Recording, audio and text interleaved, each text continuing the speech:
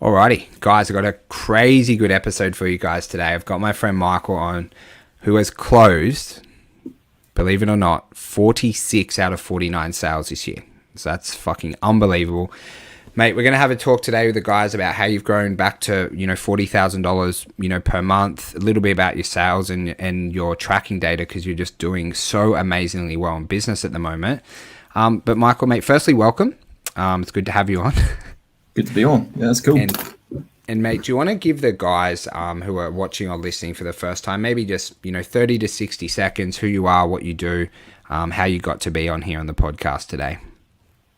So I'm Mike. I live in Auckland, New Zealand, and I run a personal training and group training facility. And it's purely based on, I'd say, our niche. We kind of like growing out to be is about getting people back into training and building them from like no confidence at all to being confident in the gym. So mostly new people, and I'll probably say injured people is our target rather than the general hard out weight loss. Yeah, that's how we are. Awesome. And how long have you owned the business for? So I've co-owned it with my business partner for, I'd say, 5 years. We've moved locations and consolidated 2 businesses into one, which is a personal training studio and then a female gym. So now it's one business, and that happened last year in January, and then COVID hit, which kind of obviously changed the game. So our data is messed up with everything, but now we're starting to get a bit more of a solidified data collection, which makes it a hell of a lot easier to actually see where we're going. 100%, man. And mate, let's dive into this sales. So 46 out of 49, I wouldn't know many people in the planet who are closing at that success rate. And you actually were saying before, or was it 2 of those paid and then just didn't come in and you didn't charge them pretty much? So you're at like 48 out of 49 credit card details. Is that right? Yeah. So that 46, all those clients are personal training ones. So they're all high paying, which is quite good. Pretty much I get everybody coming in, like I pre-screen them, give them a call on the phone. They've directly contacted us either via like referrals or via our website and looking for a consultation with a personal trainer. So I give them a kind of an idea, just letting us know where we're at, so I don't waste time with them coming in and they're like, oh, it's way too far, or if it's way too expensive. So kind of get an idea from there. And then I just take them through a movement screen. So the first one is just basically sitting down. What do they want to achieve? And listen to that, write it down, record everything from there. Why they're looking for a personal trainer. So obviously there's always something that people are looking for from someone, and most of the time it's accountability or motivation. So everybody knows what they need to do. They just need to kick up the ass, really. And then I kind of like break it down into a bit of a time frame, because most people got something where they're kind of like looking for, it's like a wedding or something like a photo shoot or whatever it can be. So they're looking towards something, so you put a time frame on it. And then talk about the injuries and the any medication they might be taking. And then I just take them through a series of movements. So it's squat, lunges, rows, push-ups, sit-ups, leg raises, a hip hinge, and then give them, I guess, like a bit of a try before they buy, and give them a little bit of information about what we can do as a personal trainer to help them. And then just generally from there is when we switch over to the whole, here's the pricing, here's what we do. This is what I recommend. This is what I recommend as a personal trainer or as a professional. So I don't usually talk prices until they actually get into the studio. I give them a rough idea and then goes from there. And then I kind of break them down onto our direct debit aspect of things, which is pretty much a direct debit form, which is going, hey, we ask for a 24-hour cancellation rule. It's more beneficial for you than us. It stops you mucking us around, but it's about creating habits. So it's what I call is the accountability waiver. So it stops them from just falling off into bad habits or paying for 10 sessions up front, but using 10 sessions over 10 months as locking them in for a set goal and then going from there. So it's definitely a lot easier when you kind of like have a period of time that they're going for, rather than going, hey, we'll just train you for once a week for the rest of your life. And mate, with that, so you would have like a phone chat with them to get them booked in for the consult. Is that how it works? And how long does that phone chat go for? About 5 to 7 minutes, maybe. Okay. And is there any like key information you're looking for? Say if I opted into your website today and I was interested, what are like maybe just 2 or 3 things you're looking to make sure I'm a good fit on that initial consult to get me booked in? I guess it directly comes down to what are they looking for. Yep. That's my first question. And then listen, like, I guess, intently to what that is. Some people are like, I want to get stronger. I want to get weight loss, whatever it is. And then the second question usually I follow up with is, again, like, why are you wanting personal training? Like, why not do it yourself? Such a good question, man. And then they'll generally just tell you the answer and you go, okay, cool. Come on in. Like, this is where we're based. And they're like, all right, cool. Now I've researched where you guys are. And then we just load it from there and then book in a time, try and get them in as soon as possible, really, like that day if I can, or the next day. And if they say, oh, I'll do it next week, I go, hey, well, I've got a time this weekend. So you try and get them in within about a 48-hour period. And that's kind of usually how it's a lot easier to keep them on the fire. Yeah. And for guys who haven't watched or listened, the 48-hour period, we call that an A1 booking. Well, that's what we called it in our business. But if you have someone who wants to join, if I like legitimately called Mike today, he has me to get me in today, tomorrow, the next day. Otherwise, I've forgotten. I've opted in at other gyms. So, you know, just guys, I'm trying to break down the really great things that he does, and getting him in within 48 hours is key. If someone calls, like, you try and get me in like an hour. It's like, cool. Like, let's get it done. And mate, very neat, very time efficient. I absolutely love that onboarding. And then when you close, that's face to face in the gym with the screening. And roughly how long does that take? A lot of it comes down to, I guess, each person, but I'd go a minimum half an hour, maximum 45 minutes. Majority of the time, I'm half an hour. So it's just kind of, again, straight through the form, blast it out. But try not to like rush it too fast to the point they feel like you're rushing them. And then taking through a series of movements. Some people kind of grasp it really quickly. Some people take a lot longer. The ones who usually take a lot longer, the ones who you kind of direct a bit more to how often per week could be more. So a lot of it comes down to really each individual. But I'd say if you're going more than 45 minutes, you're spending way too much time talking. Yeah. Mate, I really love how you do education-based selling, on how you do them to do, you said, push-ups, you know, hip hinge, lunge, squat. We actually did ours in our clubs based off like an in-body scan, would run them through that for like 10 minutes. Obviously with weight loss, but can you just tell me like a little bit about that? Like, say, you know, imagine I come in today with my movements. Is there anything you're looking to show me where I can improve, or what kind of value are you looking to add in that movement screening essentially? So the reason why I kind of went through this movement screen and started to incorporate into all my clients and all my trainers and stuff as well is I feel like most people come to trainers with an injury, or they've got a little niggle that's sitting there. And as soon as you can kind of like what we call pain points, if you can help their pain point, you're sold. Like, it's so much easier. As soon as you go, it's $120 a week, they'll pay for it regardless, because you're like, you help my knee for free. What are you going to do if I start paying for you? So you should really try and like, see, like, you're not just trying to like motivate them or just like help them weight loss. You're going to give them something that they're going to take away from. Even if it is free, they're going to be like, holy shit, this dude helped me with no cost. And then they just value that. It was actually funny, man. I remember when I was a PT, because we used to have a movement screening, quite pretty similar. Yours probably better, to be honest, by the sounds. But what we used to do is like run people through like a squat pattern, and we'd like film it on coach's eye. And then we'll just like, usually most people's squats are like terrible, right? Then we'll just like elevate their heels on like a block or a weight plate, and they'll like squat properly and right down, and they just like think you're a fucking magician. It's like, oh my God. Like, and then it's like, hey, like, you know, if we can do that in 2 minutes, imagine what we do in 2 years, you know? So I actually learnt that off, have you heard of Martin Rooney? Do you know Martin Rooney?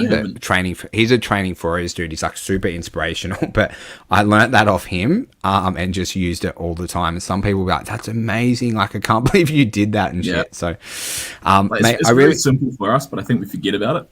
We forget about how simple things can make someone's day like crazy. So, mate, I really, really love that kind of system, I guess. Mate, so with the sales, so it's quite amazing. So 46 out of 49. Now, obviously, you probably got one of the best sales systems in the planet, right?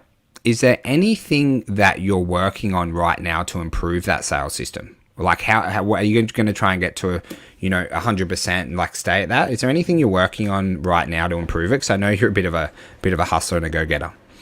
I'll probably say just trying to replicate that into my staff. Multiple reps closing. Just really being me, because I'm one of those business people that kind of do everything.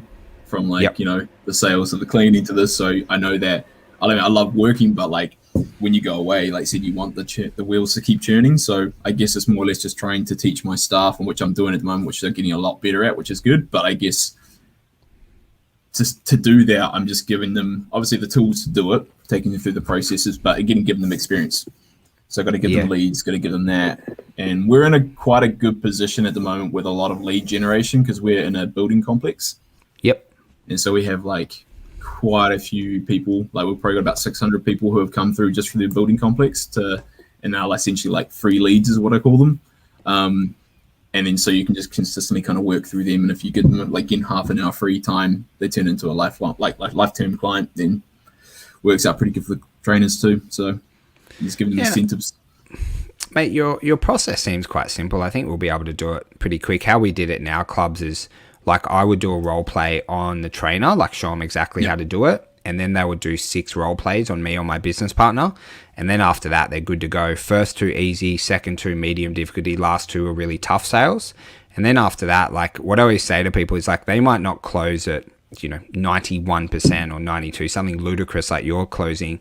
But if you have 5 sales reps closing at 75%, it's better than 1 at 92% anyway. So then one of the good things, mate, and I know you'll hit this off, is if you have 3 or 4 sales reps, then your goal comes, how do I get 3 or 4 times more consultations? And that's when you can blow the shit up. Like, it's fucking crazy. So you'll have a new problem, but a good problem to have. How do we keep them all full? Mate, that was absolutely amazing. And I want to talk a bit about systems and tracking data because you actually mentioned that at the start when we're kind of talking about some of the cool things you've implemented this year. Do you want to tell us maybe about the systems and the tracking data you've implemented that's made your life a little bit easier getting back to your pre-COVID levels of 40K a month? Yep. So I'd say obviously when COVID hit, I went from running 100 miles an hour to hitting a wall and doing nothing. I kind of drunk myself into oblivion nearly. So I pretty much sat down and just started tracking every bit of data. We use MindBody. It's probably I love MindBody, froth on it. I love it, but at the same time, like I said, it's really clunky. So if you've done it wrong setup and everything, it can become a nightmare. Our one was so messy, man. Yeah.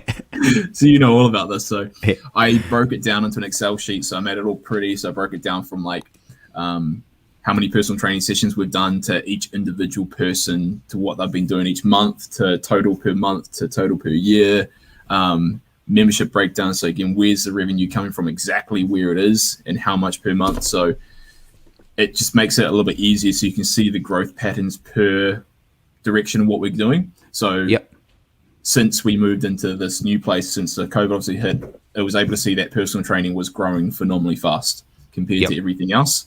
And that was because they had built a connection and they loved our trainers. So they just keep going on with it. And like a lot of them keep paying over the lockdown, which is awesome. More attached to the coach. Whereas the classes, like I only started doing classes last year after one of my trainers disappeared.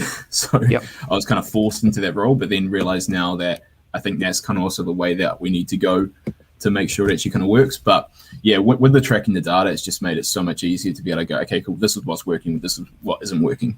And going back to probably what you said about your mentors, you've got those guys who just tell you, go, well, this isn't working, drop it, or this is working, keep going. Not just being emotional with things. Yeah, I think it's like I'm so big on, like, we track so much data in our company, but it helps you just make decisions unemotionally where it's like, and sometimes we're like, you do get them. I remember because we would track our revenue per service, like group training, semi-private, one-on-one. And sometimes you're just like, fuck, I cannot believe PT dropped last month. Like you get like filthy. So let's not say that KPIs don't make you emotional, because I would get filthy, right? They do. And then you just like shake your head. But then what you can do is then you can go, okay, cool. Here's why it dropped. Like I just didn't focus on it, or we didn't focus on it. And then you can improve. And mate, I think it's so amazing that you're tracking like the data so tightly. I think it just helps, you make like the best decisions for your business and know what service is actually the most profitable, which one has the best retention rate and things like that. And guys, mate, there'll be like, obviously we're based in Australia, so South Australia's in lockdown, New South Wales, Victoria, probably the whole place is going into lockdown, right? But there'll be a lot of people like listening to this who aren't at their pre-COVID levels at the moment. Okay, so they'll just a lot of lot of juice like out of their business. What advice would you kind of give them? Because you've done such an amazing effort. You're such a workhorse. What advice would you give to a fitness business owner who wants to do exactly what you've done and regrow back to COVID levels, but have, I'm going to say it, you have a much better business now than before COVID, right? Yeah, what would you kind of tell them if you're having a beer with them? I'd say just like give a crap about the clients. Like they're there with you for a reason. If you don't, they'll feel it, they'll leave. Especially when the doors can open back up, they'll be like, oh, not really kind of feeling it. Whereas I feel like if you've given the effort when it's hard, they will come back. And they'll come back probably stronger than when it was beforehand. Yeah. I think it's like so important, right? Is, showing the love to your membership base. So I say one of my mentors said to me the other week, so I'm so marketing and sales focused. He was just like, what happens, if you had a fitness business with 100 members and every one of them just brought one of their friends down because they loved you so much. And it's just, so core, especially because we're in a human to human business here, that you treat your members like their absolute family, and really, really, really good things happen if we do that, especially in times of leaky bucket angst. Yeah. Yeah, it stops that leaky bucket. Like no matter how much you feel it, you're still going to lose people at the end. Yeah. And how, you sound like you talk about your team a little bit. How's the team going? Like, what kind of work are you doing with them to, make sure that they, let's say like show the love to the members? So this is probably one of the bigger things we've had issues with in the past is like, we've never really been like developing on the team 100% or spending a lot of time with the team members trying to build them. Like we just assumed I'm a workhorse, so should they. So that has been a bit of a downfall. So this time I've been spending a lot more like one-on-one. So I spend with Jo, who's my head trainer, once a week with her. So I train her. And that get her under the bar. There you go. So I teach her that. And so her confidence has gone through the roof to like break through walls. She's been training longer than I have, but she just kind of hit a bit of a ceiling. So I just train her once a week. But if she's feeling kind of like, I'm a bit tired, or we'll just go through sales, or we'll go through just random stuff to kind of upskill her. And then I do performance reviews with all my trainers now, which I've kind of implemented from the inner circle a hell of a lot more, just trying to actually be like, here's the data, boys, I'm sorry, but if you're not performing, here's why. So a lot of it comes down to, you can just, I guess, trusting your team is probably a big one. Yep. And a lot of that will come down to, I guess, what you also give them, rather than if you're just being like, I expect them to be the best. Well, if they're brand new, they need you to kind of hold their hand a little bit, but you don't want to hold it forever. But you got to give them the tools to be able to do it. So forever, I think, kind of going to be implementing more and more things into that. Yep. I think 100%. Like I used to remember because when like our businesses were growing, I was just a baby, man. I was like 26, 27. And like it all happened so quick. I used to be scared to do performance reviews. I was like, I'm going to have to tell this person they're not performing off the data. But then once I did them, like, because we'd never spray your staff, but it's just like, hey, this is what I'm seeing. You're not hitting your referral target. How can I help? This is what we need to do. And people love to be led, and they love to hit their targets, and they love to help grow the business. And I think those performance reviews are just so key. They're easy to do, but they're also very easy not to do. So I think, adding whatever cadence that you want that works best for your team. We did, how often do you meet your team? So I would normally do like a performance review for like a pay increase will be every 6 months. We did same. But then I find 6 months is way too long, because then I tend to just catch up with them from time to time, but nothing in a routine. So now I'm switching, just so recently I'm switching to monthly with them. So sitting them down, here's your numbers, not necessarily going to pay increase, but it'll be like, hey, here's what percent you're sitting at retention wise. And so monthly I think is going to be a good one, rather than trying to wait for it to become a problem, hitting the nail on the head before it gets there. Yeah, that's what like when we were like a smaller company, we did like weekly, and it was just like a crazy overkill. And then we changed to monthly. I think monthly is like a full sweet spot where you've got enough to talk about. You can create game plans, and then you talk to your trainers most days. So you just follow in with them, make sure they're tracking okay. I think that's really, really good. Mate, just final thing. I just want to have a chat a little bit about your goals over the next 12 months. Where do you think, you really want the business to head to? If we have a podcast and hopefully maybe a beer in 12 months, what are you going to be trying to hit? So I'm just going to pull up my targets now. We're at like 240 members at the moment. I'd definitely love to hit that 300.